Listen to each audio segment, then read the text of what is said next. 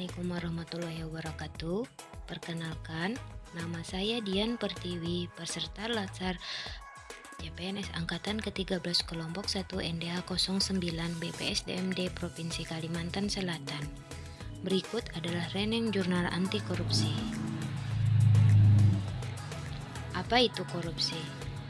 Korupsi atau corruptus berasal dari bahasa Latin berarti kerusakan, kebobrokan, dan kebusukan. Perbuatan yang tidak baik, curang, dapat disuap, dan tidak bermoral.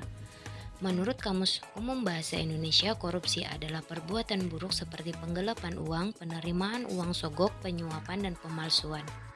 Jadi, korupsi adalah kegiatan yang secara melawan hukum merugikan negara untuk memperkaya diri sendiri atau orang lain atau korporasi sehingga dapat dikatakan perbuatan tindak pidana. Sedangkan tindak pidana adalah sesuatu perbuatan yang diancam dengan pidana oleh undang-undang tentangan dengan hukum, dilakukan dengan kesalahan atau oleh seseorang yang mampu bertanggung jawab. Sebab-sebab korupsi. Pertama, aspek individu pelaku. Yang pertama, sikap serakah dan tak puas terhadap penghasilan yang ada. Kedua, moral dan iman yang lemah tidak dapat menahan godaan hawa nafsu. Ketiga, merasa penghasilan kurang mencukupi kebutuhan yang wajar.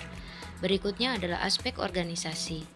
Yang pertama, kurangnya teladan dari pemimpin. Yang kedua, tidak adanya kultur organisasi yang mendukung kebenaran. Yang ketiga, manajemen yang menutupi korupsi di dalam organisasinya. Aspek masyarakat. 1. Adanya nilai-nilai di dalam masyarakat yang kondusif terjadinya korupsi. Kedua, dampak korupsi tidak dirasa langsung oleh masyarakat, walau dampak korupsi dapat merugikan negara dan juga masyarakat luas. Sistem yang buruk. 1. Lemahnya sanksi yang diberlakukan. Kedua, lemahnya pengawasan. Berikut adalah tindak pidana korupsi atau Tipikor Dasar Hukum Undang-Undang Nomor 31 Tahun 1999 Junto Undang-Undang Nomor 20 Tahun 2021. 1. Merugikan keuangan negara. Kedua, suap menyuap. Ketiga, penggelapan dalam jabatan. Keempat, pemerasan. Kelima, perbuatan curang. Keenam, benturan kepentingan dan pengadaan barang dan jasa. Ketujuh, gratifikasi. Tunas integritas, yaitu pribadi-pribadi yang memiliki komitmen integritas yang tinggi dan bersedia untuk membangun sistem integritas organisasi. Konsep tunas integritas memastikan tersedianya manusia yang senantiasa melakukan upaya peningkatan integritas diri dan lingkungannya dengan membangun sistem yang kondusif, mampu menyelaraskan rohani dan jasmani selaras dalam semua elemen, jiwa, pikiran, perasaan, ucapan, dan tindakan sesuai nurani kebaikan universal. Terbentuk perilaku integritas yang selaras dengan berbagai situasi dan lingkungan, sistem, dan budaya.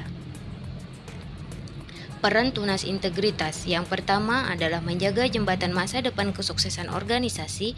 Yang kedua, berpartisipasi aktif membangun sistem integritas peluang korupsi ditutup. Yang ketiga, mempengaruhi orang lain untuk berintegritas tinggi. Nilai dasar anti korupsi. Terdapat 9 nilai anti korupsi. Yang pertama, jujur. Yang kedua, disiplin. Yang ketiga, tanggung jawab. Yang keempat, adil. Yang kelima, berani. Yang keenam, peduli. Yang ketujuh, kerja keras. Yang kedelapan, mandiri. Yang kesembilan, sederhana.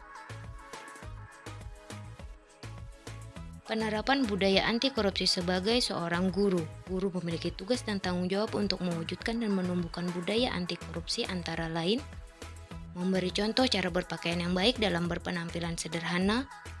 Disiplin dan konsisten dapat dilakukan dengan memulai dari diri sendiri dengan meningkatkan sifat jujur. Disiplin sebagai contoh mulai dari datang ke sekolahan dengan tepat waktu. Berani menolak pemberian hadiah agar nilai ujian atau tugas akhir dapat dimanipulasi.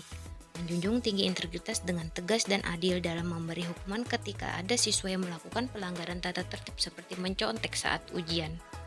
Peduli terhadap perkembangan akademik dan permasalahan yang dihadapi siswa yang dapat mengganggu aktivitas belajar dan prestasi siswa.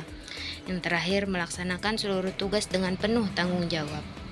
Berikut adalah identifikasi potensi perilaku dan tindak pidana korupsi dalam kegiatan selaku ASN berdasarkan provinsi.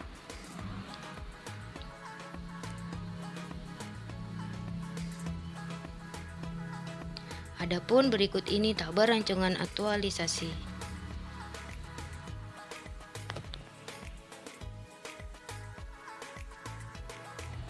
Nah, demikianlah pemaparan yang dapat saya sampaikan tentang jurnal learning anti korupsi. Saya hilapnya saya ucapkan terima kasih. Assalamualaikum warahmatullahi wabarakatuh.